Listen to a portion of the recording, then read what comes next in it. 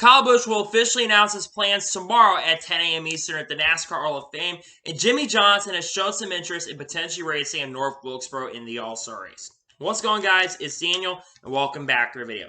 We've got a ton of NASCAR stories and other motorsport stories to discuss here today on the channel. Let's go ahead and just jump straight into those really quickly. We're going to go ahead and start our paint schemes and sponsorship news first. Let's jump into those really quickly. The first paint scheme we're taking a look at is Chad Fincham's 2022 finishing touch scheme that I believe we're going to be seeing this weekend at Bristol. Decent look at paint scheme, in my opinion, very simplistic, but it's cool to see that Chad Fincham is back this weekend at Bristol, one of his home tracks. Hopefully have a good run this weekend at Bristol. And the only other paint scheme we're taking a look at is David Starr's 2022 Good Boy Vodka scheme. I'm not sure when we're going to see, but he'll have this scheme down the road this year. Pretty cool new looking paint scheme, in my opinion. Looks solid. The colors look good. Hopefully David Starr will have a good run this weekend in that car. Hopefully he'll do good enough to have a strong run. And now we're going to go ahead and jump on to the next story of today's episode, as we're going to talk about CMR Construction. As it was announced on Friday by Ryan C. that CMR Construction will return as a full season sponsor for RSS Racing in 2023. CMR Construction has been a loyal partner to the RSS Racing Group, I think, since around 2019 or 2020. So they've had a really good partnership with the company. And the team's had some decent runs this year, but not really a lot of great runs. Really cool, though, that they're continuing their partnership, and hopefully we'll see some good runs with the teams down in the road. And now we're going to go ahead and jump on to the next story of today's episode, as we're going to talk about the number 45. As was first noted by Jonathan Field, that the 45 is the first car to sweep with two different drivers at the same track since 1972 with David Pearson, AJ Foyt, and the 21 car. So this is the first time since 1972 this happened where the 45 car with two different drivers have been able to sweep. Of course, Bubba Wallace picked up the victory yesterday at Kansas, and Kurt Busch picked up the win earlier this year at Kansas as well. So that car was able to sweep here at Kansas. Really great to see the 45 car was able to do that. And it's just so interesting to see that we've had the number 45 do that. I think that's really awesome and really exciting for sure to see. Pretty cool to see, in my honest opinion. And now we're going to go ahead and jump on to the next story of today's episode, as we're going to talk about different winners. With Bubba Wallace picking up the victory yesterday at Kansas Speedway, we got our second straight new winner, and we got our 18th different winner of the 2022 season. Actually, the last three races, we've had new different winners. But like I mentioned, we've had 18 different winners in 28 races. This is the most winners we've had since 2011, and this is also a new record as well for most winners in the first 28 races of the season. And it was also noted by Parker Kligerman that 18 out of 32 drivers that have won a race so far in 2022. This car was expected, at the beginning of the year, everyone expected this car was going to bring more competition to the field, and we were expecting a lot of guys to win. Well, that's improving this year because 18 drivers have won, and more than half of the full-time competitors have scored the victory this year. And that doesn't include Ryan Blaney and Mark Truex Jr., who could easily both also win a race here. And Ryan Blaney's also technically won the All-Star race. I think it's really awesome to see you've had so many different winners. I think that's fascinating. I think it's incredible and great to see you've had so many different winners here this year. And now we're going to go ahead and jump on to the next story of today's episode, as we're talking about Bubba Wallace. Now, it was noted yesterday, and Bob Pockers reported, that Bubba Wallace is the first African-American driver to win multiple races in the NASCAR Cup Series. Of course, Bubba Wallace and Wendell Scott are the only two drivers that are African-American ever have won a Cup race so far in their careers. But Bubba Wallace became the first driver to win multiple races. You look at what Bubba Wallace has been able to really do in the last 2 weeks. Bubba Wallace, in the last 10 races, actually has a better average finish right now than Chase Elliott. And you look at the performance of what Bubba Wallace has been able to accomplish with 23-11 Racing. I would not be shocked by the end of the year if Bubba Wallace is able to go out there and win even more races with 23-11. Especially with the pace and speed that they've had. I think that there will be more wins coming from that camp, and he's been doing so great this year with the 45 team, especially in the last 2 weeks. I think it's really exciting to see, and Bubba Wallace made some history, so really awesome to see for sure, and really happy that he was able to get that done. And now we're going to go ahead and jump on to the next story of today's episode, as we're talking about Denny Hamlin. We got some quotes from Denny Hamlin we're going to talk about throughout this episode, but first thing we're going to talk about is what Denny Hamlin said around shoulder surgery. As Denny Hamlin said in the media center on Saturday, that he might have shoulder surgery after the season concludes. Now, Denny Hamlin has had shoulder surgery, I think, multiple times. It's not an uncommon thing for Denny Hamlin. He's had a lot of times where he's had to have shoulder surgery. I think a lot of it is due to the injury that he basically suffered from Daytona. He kind of got stiffened up and injured and bruised up basically earlier this year at Daytona a couple weeks ago. So I think that's why he's having shoulder surgery. But also, Denny Hamlin is getting older. He's going to be 42 in a few weeks and at the end of the year, and he's getting up there in age. And sometimes when you get older, your bones kind of start falling apart just a little bit more. So hopefully Denny Hamlin will be good. Surgery will be good for him. He should be repaired before the beginning of 2023. Hopefully that happens and there's no major issues and he can meet complications and he can get back on the track as quickly as possible. And now we're going to go ahead and jump on to the next story of today's episode, as we're going to talk about Linus Lundquist. As Linus Lundquist, with no shock and no surprise, is your 2022 Indy Lights champion. Linus Lundquist, I believe, finished third at Laguna Seca. I believe Rasmussen won the Indy Lights race at Laguna Seca. But Linus Lundquist, who drives the HMD team, is basically going to be the champion and not a major shock. He's been really strong this year. He's won a couple races so far in Indy Lights and basically won the championship. Not a major shock to me. It is very likely that Linus Lundquist will be jumping up to IndyCar full-time next year. There's a lot of conversation that he could be joining Dale Coyne Racing in a potential third car next year, but it's no confirmation if that's going to happen. But Henry Coyne, who is Henry Malukas, who is the father of Dave Malukas, who runs the H&D group, they really want to go ahead and bring Linus up to IndyCar next year. But massive congratulations to Linus Lundquist on picking up an important victory in championship in Indy Lights. And now we're going to go ahead and jump on to the next story of today's episode, as we're talking about Sage Karam. As Sage Karam, according to Dustin Albino, is expected to drive the 02 for our Motorsports for 4 to 5 of the last 8 races of the 2022 season. The first race for Sage Karam is also expected to be at Bristol Motor Speedway. Sage Karam has made multiple starts so far in the NASCAR Xfinity Series. He's made around 6 or 7 starts with the 45 team for Alphatory Racing. And has had some pretty solid runs with the Alphatory Racing group. I do think the 02 team is a little bit better than the 45 team in my honest opinion. So I think this is a little bit of an upgrade for Sage Karam. I think Sage Karam is going to do really solid in this car. I think Sage Karam will get some top 20s. He's a driver who I think has been kind of impressive in his selected Xfinity Series starts. He hasn't been fantastic, but he's been solid and has been pretty good. And it's really good to see Sage Karam is making some starts. Excited for sure. I think he'll have some really good runs, and glad to see Sage Karam will be making some NASCAR Xfinity Series starts with our Motorsports. And now we're going to go ahead and jump on to the next story of today's episode, as we're talking about Noah Grayson. As Noah Grayson, after winning the NASCAR Xfinity Series race on Saturday, he says that he has never met Rick Hendrick. He said he'd like to meet him one day, but he said in the media center that he's never met Rick Hendrick. This really shocked me because Rick Hendrick is a part owner of Junior Motorsports. So this was a major surprise and a major shock to me, the fact that Noah Grayson has ever met Rick Hendrick. And it's a little bit shocking considering that we see Rick, I think Rick has been at some of these Xfinity Series races as well. So it's a little surprising to me. I know that Noah's met Jeff Gordon a lot of times, but he's never met Rick Hendrick. That's a shock and surprise to me because Noah Grayson basically is going to be on the same field, is probably going to be able to meet Rick Hendrick. But it's crazy to me that he's never met Rick Hendrick. That's crazy. That's insane. I really was shocked by that he's never met Rick Hendrick. Kind of crazy and insane to me that he's never met Rick Hendrick, in my opinion. And now we're going ahead and jump on to the next story of today's episode, as we're talking about Kaulig Racing. As Kaulig Racing announced on Friday, they were going to be making a crew chief swap that basically already started this past weekend at Kansas. So Jason Trinchero has been the crew chief for Landon Cassill. He'll be moving over to work with Daniel Hemrick for the remainder of the season. And Alex Jones will be moving over from the 10 team and will be moving over to the 10 team to work with Landon Cassill for the rest of the season. The reason that Kaulig Racing is shaking things up is basically to try to help for performance of the organization and the team. And I will say that Daniel Hemrick did okay at Kansas. Not fantastic. Meanwhile, Landon Cassill's performance actually did improve just a little bit with the move. So I will see how good this crew chief move is for the team long term. But Kaulig made some pretty important crew chief moves, and hopefully that's going to help the team for the remainder of the season, because Kaulig Racing, whether you like it or not, they haven't been really good. Outside of AJ Allmendinger, they really have not been that great this year with the 2 other drivers. They've definitely had a down year compared to last year.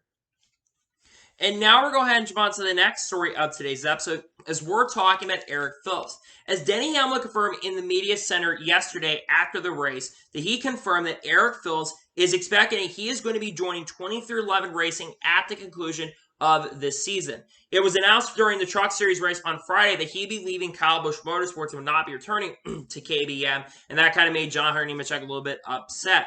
Eric Phillips, though, will be moving away from him and joining 2311 in a big way.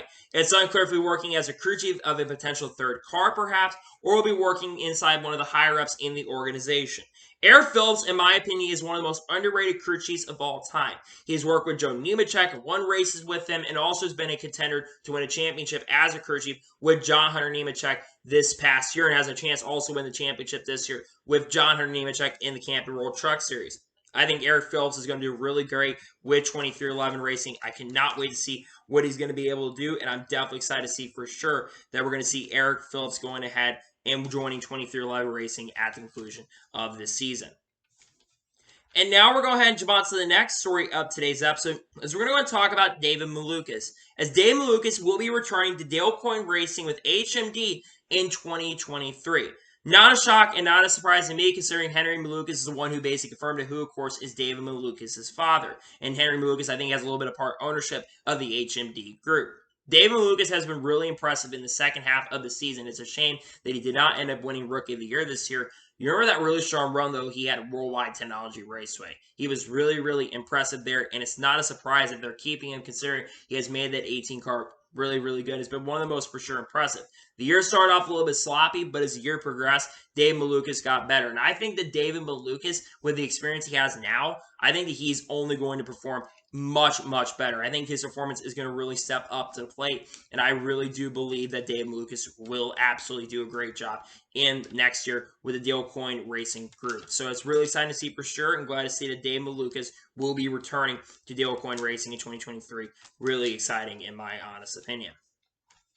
And now we're going to go ahead and jump on to the next story of today's episode, as we're going to talk about Alphatory Racing. Now, there was a report that came out, I believe it was from Marshall Pruitt earlier this past week, and our Jenna Fryer reported this. And in her report, she notes that when it comes to Alphatory, that either Pierre Gasly or Colton Herta will be behind the wheel of the Alphatory Racing group. Now, why is Colton Herta in the conversations? Well, Colton Herta, he wants to go to Formula One next year, and Helmut Marko is really trying to get Colton Herta and Colton Herta over to Formula One next year. Unfortunately, the big thing is the super license points system. Now, I'll be honest, I think the super license system is a joke, and the reason that it was brought on is basically because you had a bunch of sponsored drivers that weren't doing anything, and that's why they brought the license system in anyways. But now all of a sudden, you're respecting it. Now, according to reports, he would have to run an Asian Le Mans season or race in like F3, which is a complete joke. The fact that you put Formula 3 over an IndyCar Series Championship with some of the most competitive drivers in the world. Even Formula One drivers and former drivers in the academy have basically said, yeah, this system is a complete joke and it's ridiculous, and it has screwed so many drivers over. To me, I really hope that they get approved. Colton Herta, they're going to do their best to try to approve him, and hopefully he does get approved so that he can race in Formula One next year. But if not, Pierre Gasly will come back, which I think Gasly's done solid enough with Alphatory this year. Not as good as last year, but he's been really solid for sure this year. And regardless who gets to get behind the wheel of the Alphatory car, in my opinion, Yuki Tsunoda shouldn't even be there. So if they had Gasly and Herta there, I think the team would be a really strong combination. So hopefully they can figure out a way to get him in that car, because Colton Herta deserves to be in Formula One, in my honest opinion. And now we're going to go ahead and jump on to the next story of today's episode, as we're going to talk about the Italian Grand Prix from this past weekend. So, the Italian Grand Prix was early dominated by Charles Leclerc, but Max Verstappen, once again, with how strong he has been, had probably the fastest car, and eventually down on lap 14, there was a safety car that came out. I believe it was for Daniel Ricciardo or Sebastian Vettel, and basically, the safety car virtual safety car came out, and Charles Leclerc came to pit road, while Max Verstappen stayed out. Leclerc was catching him on the longer run, but Verstappen's car was just so fast, he was running down Charles Leclerc, and eventually Max Verstappen got to the race lead and had a massive, massive lead over Charles Leclerc, who was about 18 or 19 seconds ahead. Then with 6 laps to go in this race, we got a safety car that came out for Daniel Ricciardo. And I know a lot of people wanted them to red flag the race, but he did not end up red flagging the race. And Max Verstappen came off the corner at Monza and picked up his 5th straight victory, his 31st career victory, and now has a near 120-point lead over Charles Leclerc in the championship. It is very possible that Max Verstappen will be the champion in 3 weeks at Singapore. That race will be at 7 a.m. Central Standard Time on October 2nd, because remember, the Russian Grand Prix has already been canceled.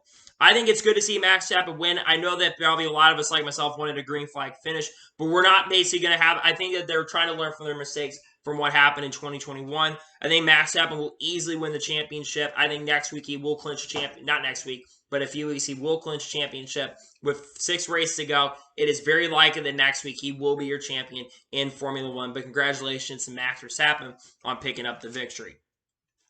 And now we're going to go ahead and jump on to the next story of today's episode, as we're going to talk about the IndyCar race from Laguna Seca, the season finale of the Firestone Grand Prix from Laguna Seca. Now, I'm going to be honest about this race. I watched it last night after I got done watching the Cup race. And I'm going to be honest, this race, not much happened, basically. This race early was dominated by Will Power, but Alex Palou got around Will Power and just stormed off and pulled away. There was only one caution race for Callum Ilott, and then we went green the rest of the way for like the last 50 laps of the race, and Alex Palou pulled out to a near 30-second victory, and even with the contract situation, it didn't get to him, and he came off the corner and picked up the victory at Laguna Seca by 30 seconds. Joseph Newgarden would come around and finish second, but it would not be enough for him to catch Will Power, who ended up winning his second IndyCar championship and wins the 2022 IndyCar Series championship. While people say he probably should have won more races, Will Power was the most consistent, had the most consistent pace and speed, and the other team should have been a little more consistent like Joseph Newgarden. You go back to Iowa where Joseph Newgarden probably was going to win. If Joseph Newgarden wins that race at Iowa, he wins the championship because he had such a great year, but unfortunately had a lot of mistakes this year that cost him an opportunity to win a championship. But massive congratulations to Will Power on winning the 2022 IndyCar Series Championship. In my opinion, so deserving. Had one of the best cars all year, and I know they only won one race in Detroit, but man, an incredible year for Will Power. Massive congratulations to Will Power on picking up his second career IndyCar victory. Well deserved, in my opinion, and absolutely deserves the victory.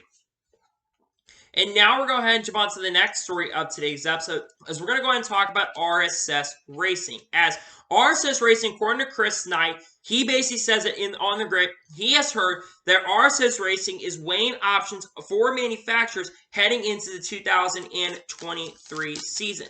Now, it needs to be noted when it comes to this, if you've really been paying attention in regards to RSS Racing has not had a lot of great performances this season. You look at RSS Racing, their performances this year have not been that spectacular. They've tried to improve this year. They're a team that has shown some good pace and speed. They got a shot to make the playoffs this year. But everyone thought when RSS Racing was going to start working with the Fords, they really thought they were going to be a much better team. Unfortunately, though, for RSS Racing, those performances have not really come to fruition. So to me, in my honest opinion, I wonder if they're going to go back to Chevy next year. I think Chevy would be great to go back to, considering Chevy's been really good this year. And honestly, getting alliance with Junior Motorsports right now would make a lot of sense for the team, considering RSS Racing, if they work at Junior Motorsports, they're probably going to be a better team. And I think they'll improve because I think Ryan's been good, but the 28 and the 38 this year points have really, really struggled. Whatever RSS Racing does decide to do heading into 2023, hopefully they do figure out something good, and hopefully they can figure out their future long term, because I think it would be awesome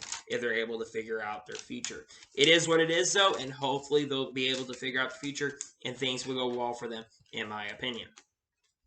And now we're going to go ahead and jump on to the next story of today's episode, as we're going to go ahead and talk about the future of the IndyCar schedule. Now, it was reported by Adam Stern on Friday afternoon that IndyCar is working on shifting more of the schedule into the spring in the future seasons, per Mike Miles. He says we have to have more rhythm of events in the early portion of the year after St. Pete. He also mentions IndyCar is looking also to potentially move out to Denver.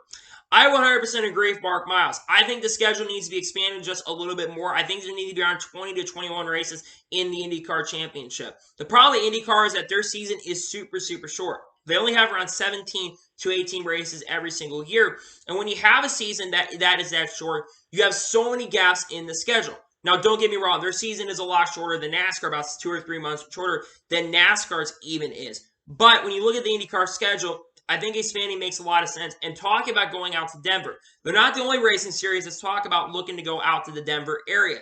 NASCAR's had conversations about trying to maybe eventually run a race in the Denver area. There's also been conversations, I know Graham Brettholz brought up the possibility of them maybe running at Pittsburgh in the long-term future.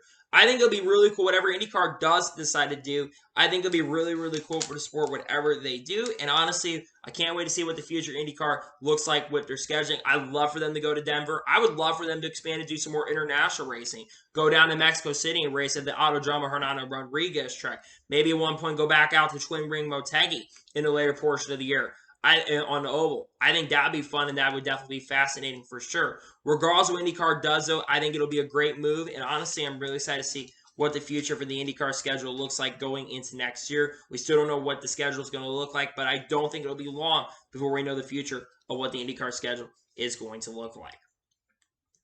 And now we're going to go ahead and jump on to the next story of today's episode, as we're talking about another quote from Denny Hamlin. Now, this was kind of something that was talked about on Friday, but Denny Hamlin, in one of the tweets he talked about when it comes to Dale Jr. kind of tweeted about like a major late model event, and Denny Hamlin was basically calling for the return of the short track showdown.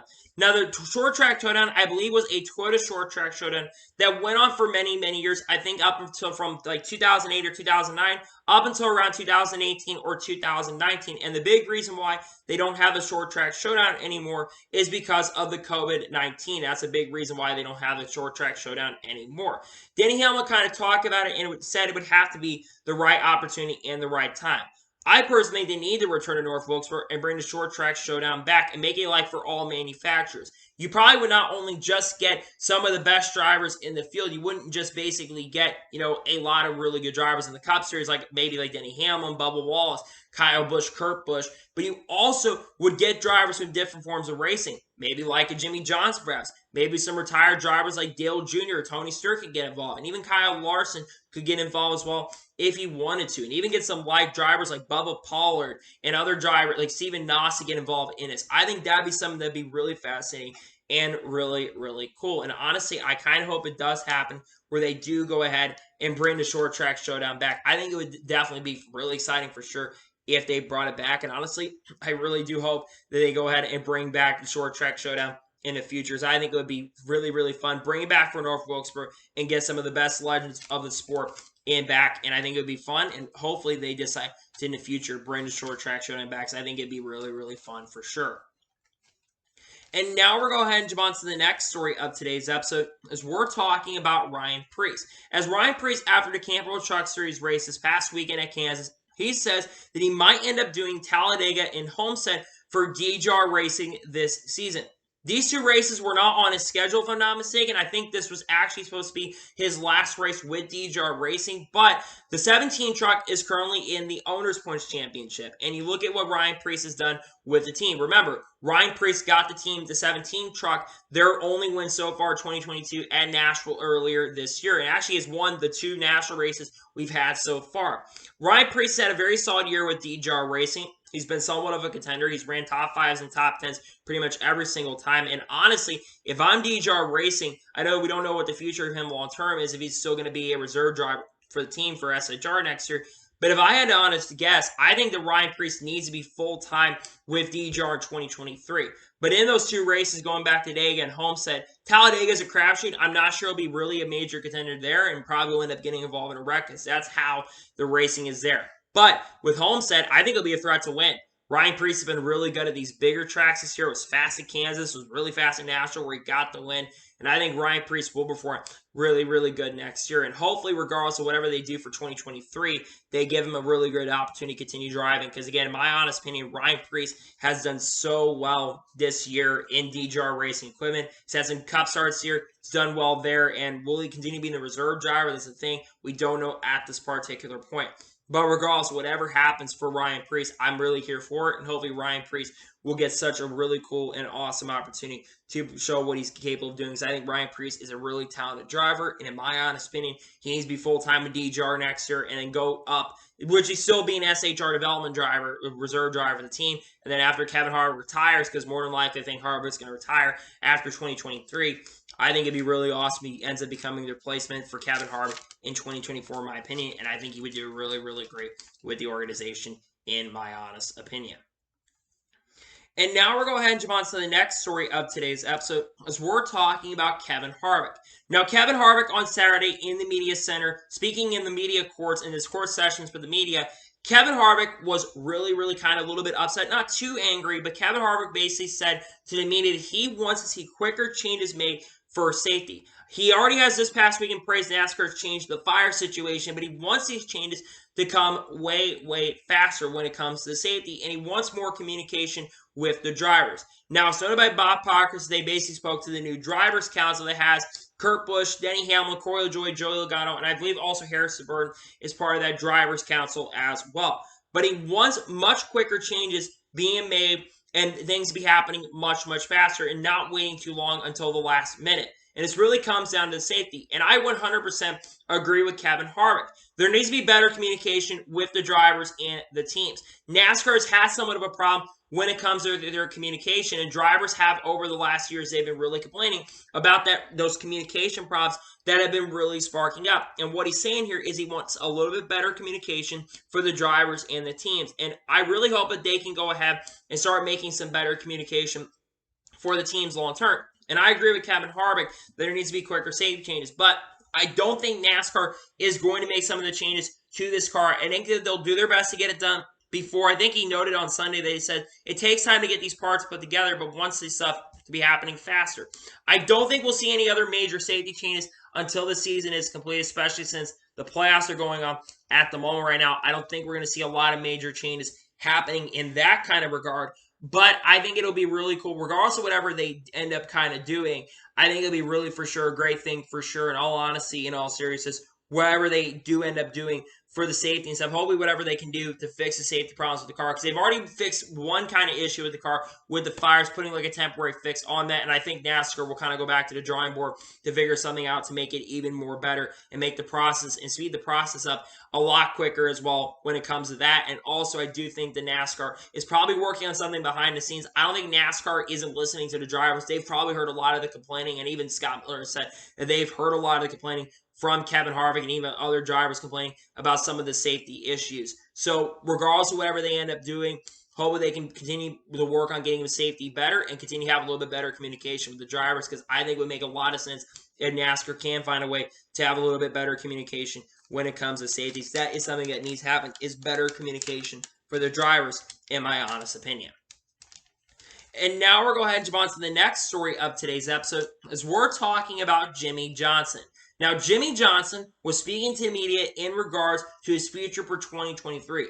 And Jimmie Johnson has said that he says Carvana will be backing him for 2023. Now, last year, it needs to be noted that Carvana basically did not announce their plans for Jimmie Johnson to be with them until the end of December. So for them to already have commitment in September before even the IndyCar season ended was really great to see. Jimmie Johnson said that he does want to return to IndyCar in 2023 on a full-time basis as well. I know there had been some conversation from some people that maybe he was only looking to do some oval racing next year, but he denied those rumors and says he wants to run IndyCar full-time again in 2023. He also says that he's looking to maybe try to run Le Mans 24 hours in 2023 as well, which he's talked about. He's noted he wants to do. Maybe he could become a potential driver for the Hendrick Garage 56 entry, which I think all manufacturers are somewhat involved in the working of that. But he wants to race in Le Mans next year. But the big thing that's gotten a lot of people talking is Jimmie Johnson has shown some interest in maybe running at North Wilkesboro in next year for the All-Star Race. Remember, the All-Star Race is going to be taking place at North Wilkesboro in 2023, which there's been some ticket issues, which we're not going to get into that today because they've kind of resolved those issues a little bit. But regardless, Jimmie Johnson said that I'm definitely interested in maybe running in the North Wilkesboro race as well. I want Jimmie Johnson to come back and race at North Wilkesboro racing NASCAR. And this is not the first time that Jimmie Johnson has shown some interest in racing in NASCAR. This is about, I think, the third or fourth time he's shown interest. First, he showed interest in maybe running the double, the Indy NASCAR double, running the Indy 500 and the Coco 600 on the same day, which Justin Marks said that he would absolutely love to have Jimmie Johnson behind the wheel of this Project A1 car if Jimmy's able to do that. It also is noted that basically, I think it was during the July 4th weekend, that Jimmie Johnson has shown interest in maybe racing at the Chicago Street Course. He's shown interest in maybe wanting to run a Chicago Street Course Cup race next year. And this is now the third time we've heard him talk about maybe wanting to run an event in NASCAR North Wilkesboro. Jimmie Johnson has said in the past that he doesn't want to run a full 36-race season anymore, but he would definitely consider running some one-offs. And I think him coming back to North Wilkesboro would be amazing. And I think he would be granted an exception and an opportunity to basically go ahead and get behind a wheel and have an opportunity to race one of these cars. And I think it's obvious that I know what team would let him run. Project 91. Project 91 is already in the conversations, around 6 to 8 races next year. And honestly, I think if Justin Marks was smart, he would have that car full-time and just kind of give like a mystery driver every single week. I think that'd be fun if they had that car full-time and have a lot of mystery drivers and just don't announce anybody except basically the beginning of the year. But I think it would be fun if Jimmie Johnson, again, Jimmie Johnson running North Wilkesboro would absolutely be legendary. And what other legendary drivers could I see running it? I know that NASCAR hasn't said it fully, but I think Dale Jr. coming back and running North Wilkesboro would be great. Bringing Tony Stewart back would be great. Just bringing back drivers who've raced at this track, who've had experience racing in NASCAR for many years. I think with North Wilkesboro, you could see a huge entry field next year and a lot of entries. I think you're going to see a lot of entries next year trying to get into the All-Star race next year. And it's unclear what other companion events are going to happen. They haven't announced those yet. But regardless, I really want to see Jimmie Johnson race in IndyCar next year. Not IndyCar, race in the North Wilkesboro next year. I think it'd be fun. I think it would be awesome. In all honesty, in all seriousness, I really do hope that there's an opportunity that Jimmie Johnson will get an opportunity and a shot to race in North Wilkesboro next year. Hopefully, he does get that opportunity. And now we're going to jump on to the first of two major stories in today's episode as we're talking about Kurt Busch. Now, Kurt Busch, there's been a lot of conversation about the future of Kurt Busch because Kurt Busch has been out for the last 8 weeks of this season. And it's unclear if he will be returning this year or even coming back next year. Well, Denny Hamlin has noted and said this in the media center on Saturday, and he says that Kurt Busch is in the 45 this year and next year unless told otherwise. Now, one thing that needs to be noted is that he will not be in the 45. If he does come back at any point, he'll be in the 23 for the remainder of the season. They're not going to move Bubba Wallace back over to the 23. They're going to keep Kurt Busch in the 23 next year and keep Bubba Wallace in the 45 for the remainder of the season since Bubba Wallace is competing for the Owners' Championship standings in that number 45 car. But going back to Kurt Busch and why there's a lot of conversation about Kurt Busch's future. Well, you see, Kurt Busch has been out for the last 8 races of the season due to unfortunate concussion protocols. And Kurt Busch has said that he really, really does want to come back in 2023 and wants to race in that 45 car. And next year probably would be his last year, but Kurt really does want to come back. I think that Kurt will come back next year. I really think he will. But the big question around Kurt Busch is how is his performance going to be? I'm going to be honest. I'm really nervous that Kurt Busch is not going to have the same performance he had before the concussion. I think he'll do solid. I don't think he's going to fall off like other drivers like Dale Jr. did and Denny Hamlin did with his injuries, and even Tony Stewart did with his injuries.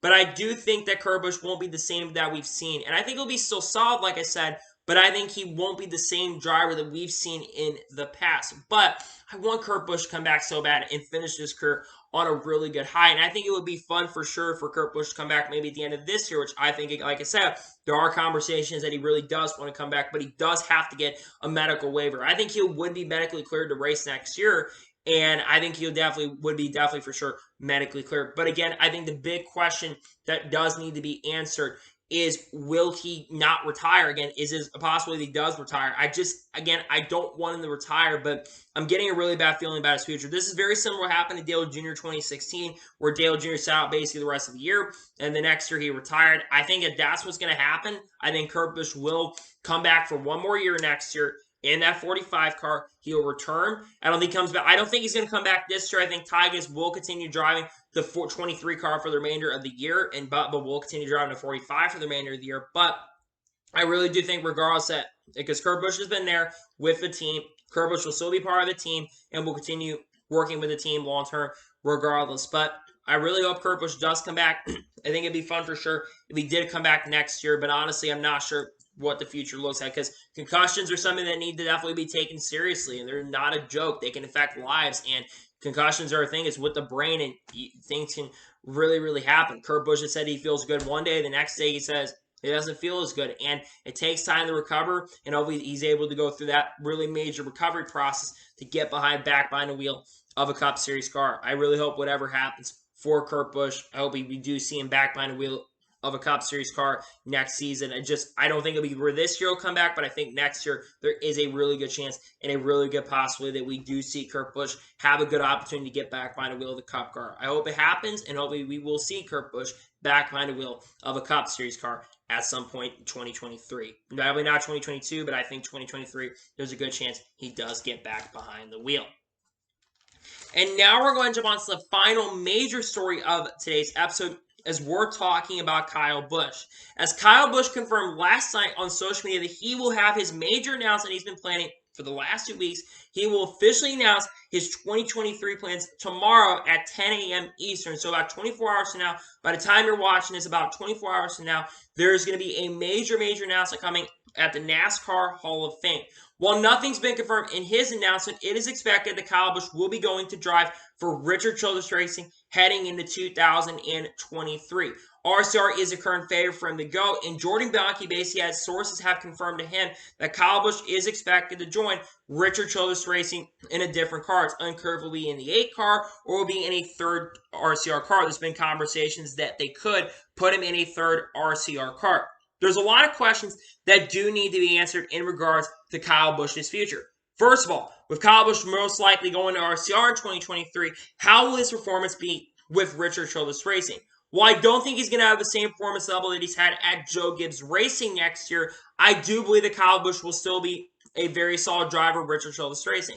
I think Kyle Busch will win a couple races next year, probably around 2 to 3 races, which is very similar to how Tyler Reddick's done. And I think he'll get to the round of 8 and maybe an outside contender for the championship 4 as well, because if you have really good talent, you can take an RCR car to the championship 4.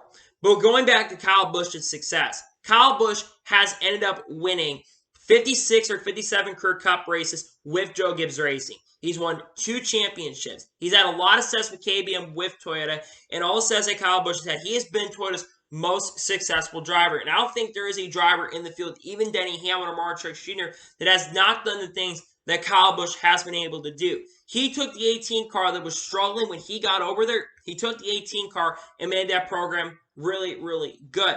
So I think that it's really disappointing. He's probably leaving Joe Gibbs Racing on bad terms. But again, it all came down to sponsorship and funding. And Kyle Busch, we talked about this last week. I think this was on, Thursday or Wednesday, that they were going to be saving $10 million if they got rid of Kyle Busch and brought Ty Gibbs up. Which those are the other questions that are probably going to be answered.